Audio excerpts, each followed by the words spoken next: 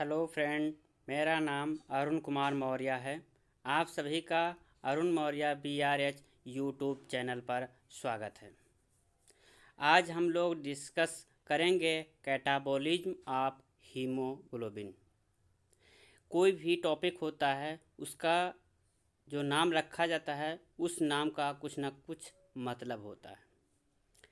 Catabolism of haemoglobin का मतलब होता है हीमोग्लोबिन का ब्रेकडाउन। हीमोग्लोबिन का जो ब्रेकडाउन होता है, इसके लिए 4 अंग रिस्पॉन्सिबल होते हैं। पहला ऑर्गन जो है स्प्लीन, दूसरा लीवर, तीसरा गॉल ब्लैडर, चौथा इंटेस्टाइन, पांचवा किडनी। अब चलते हैं, इसको स्टेप वाइज में सीखते हैं। First spleen.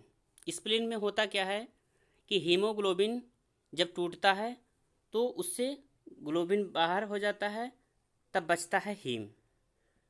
फिर हीम से जब आयरन निकल जाता है तब बचता है बिलीरुबिन। बिलीरुबिन फिर स्प्लीन से बाहर निकलता है।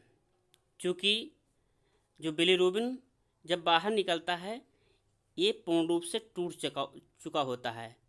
जिस प्रकार एक इंसान जब किसी रिश्ते से बिखर जाता है तो वो तन्हा हो जाता है, सेम इसी प्रकार से बिलीरुबिन तन्हा हो जाता है और ये स्प्लीन से निकल करके बाहर टहलने लगता है, बहुत ही डिप्रेस रहता है।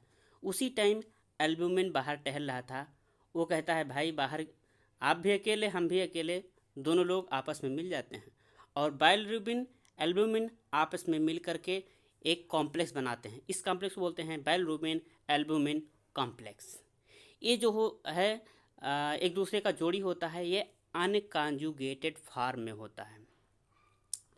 फिर ये लीवर के अंदर आते हैं। क्योंकि लीवर जो होता है केवल बाइलरुबिन को अंदर नहीं आने देता है, ये तभी आ सकते हैं जब कॉम्प्लेक्स फॉर्म में होंगे।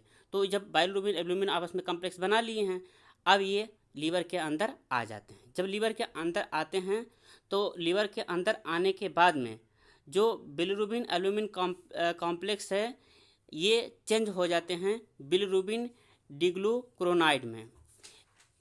अब ये कॉन्जुगेटेड फॉर्म में हो जाते हैं। जब ये कॉन्जुगेटेड, अनकॉन्जुगेटेड से क्या हो गया, कॉन्जुगेटेड फॉर्म में होते हैं। जब कॉन्जुगेटेड फॉर्म में मीन्स ये एक प्रकार से शादीशुदा अब हो गए।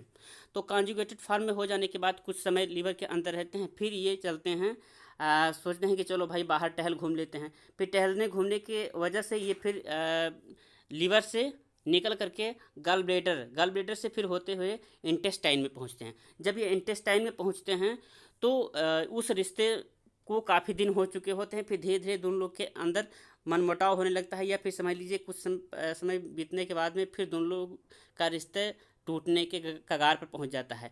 फिर ये कगार पर पहुंच जाता है तो जो बाइलरुबिन था, ये अब किस रूप में बदल जाता है, बाइलरुबिन जो डिग्लूकुरोनाइड था ये बदल जाता है यूरोबिलिनोजन। यूरोबिलिनोजन में जब बदलता है, इसके 2 रास्ते होते हैं।